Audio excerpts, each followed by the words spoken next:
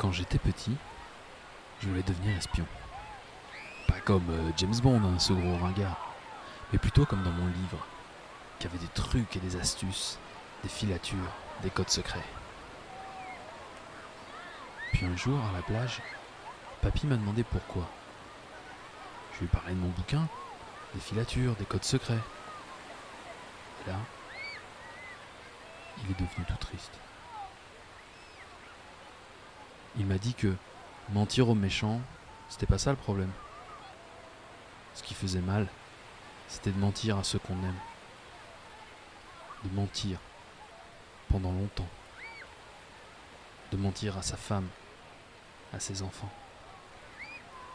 Il m'a dit que c'était pas drôle de tuer les gens. Oui, même quand c'était des méchants. Que c'était pas drôle de ne jamais savoir si on allait rentrer chez soi vivant. Ce jour-là, sur la plage, j'ai cru que papy allait pleurer. Je sais pas si c'est venu de moi ou de lui, mais on n'en a plus jamais reparlé. Des années plus tard, sur cette même plage, quand j'étais un peu plus grand, mamie m'a raconté comment, juste après la guerre, des inconnus sont venus arracher le papier peint presque neuf qui recouvrait les faux papiers. Comment papy avait fait les ponts et chaussées, moins pour construire que faire sauter. En grandissant, je me suis demandé combien papy avait tué de nazis, direct ou indirectement. Combien de vies il avait sauvées grâce à ses mensonges de résistants.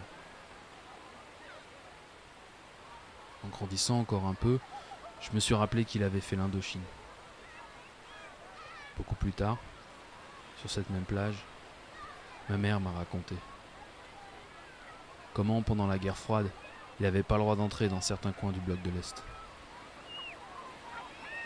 Je me suis demandé combien de temps il a dû continuer à mentir à sa femme et ses enfants. Combien il a tué de Viet Minh, direct ou indirectement. Comment il justifiait de bombarder des gens qui voulaient juste être indépendants. Ces jours-ci, je retourne plus trop à la plage. Quand je pense à papy et mamie, j'ai un peu envie de pleurer. Et si on me demande ce que j'aurais fait à leur place,